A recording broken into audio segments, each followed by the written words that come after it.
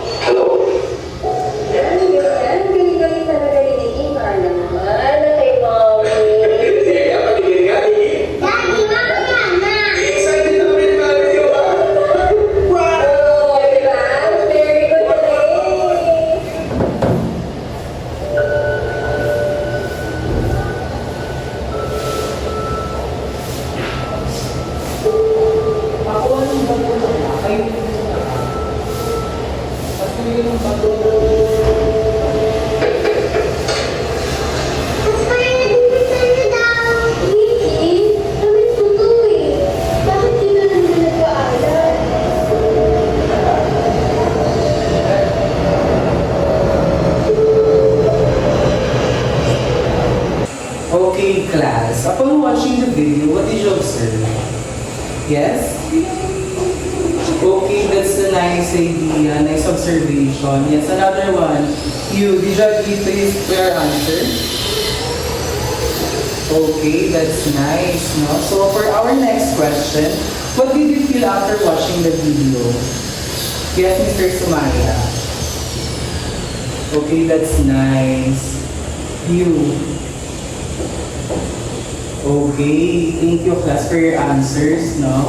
That's very good that you feel the TV series or the TV commercials that you have watched.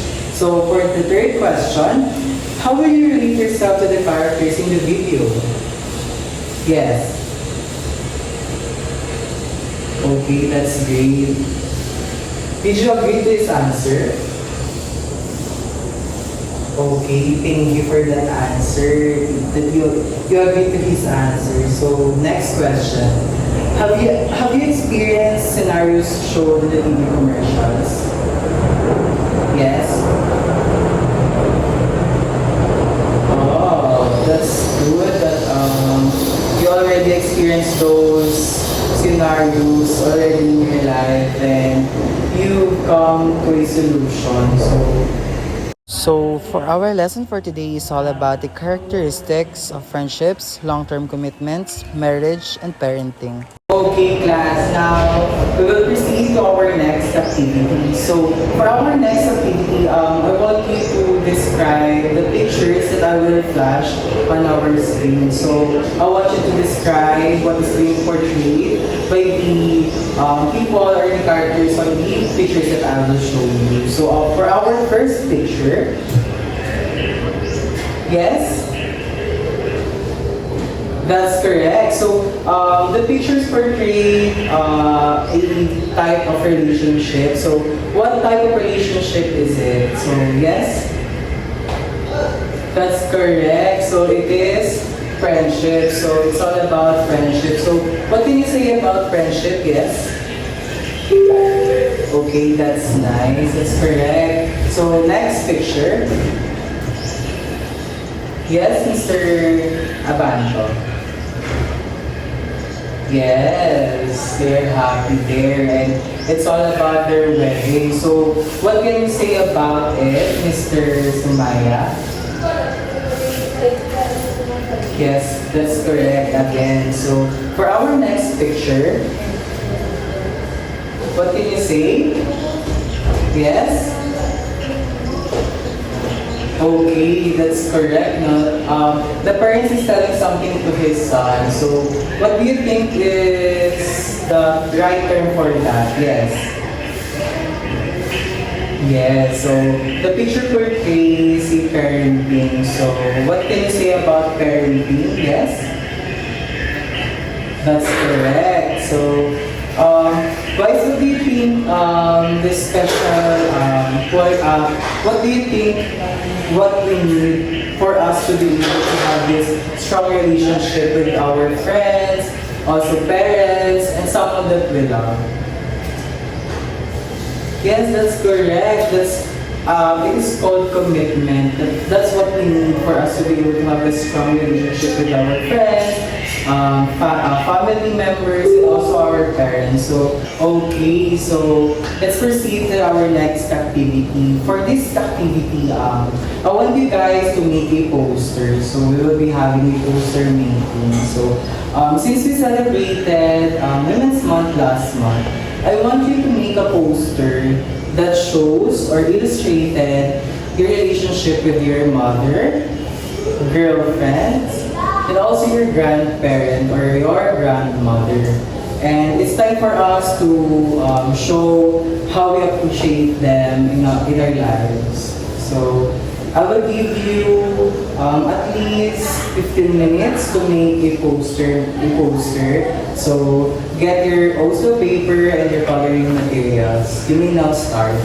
Okay, class. For the criteria of your poster making, we have here concept 50%, originality 30%, or the uniqueness of your work, and neatness 20%, or how well you presented your poster, and for the totality of 100%. Okay, now class, we will be proceeding on our assessment for today. So, for our directions, read each statement carefully and write the letter of the correct answer on your paper.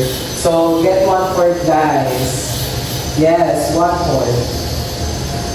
So, I will be reading, or just read each statement carefully, then write your answer on 1/4 sheet of paper. You may now start.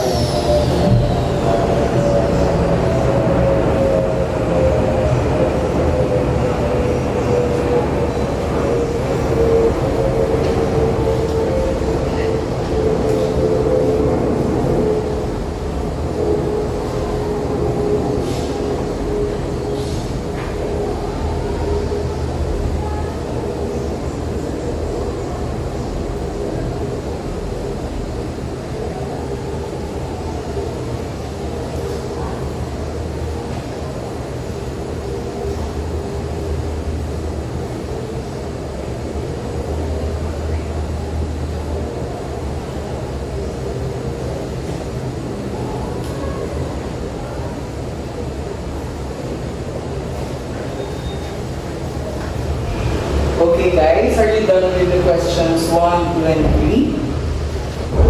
Okay, sige. 2 minutes left. Okay, now let's proceed to numbers 4 and 5.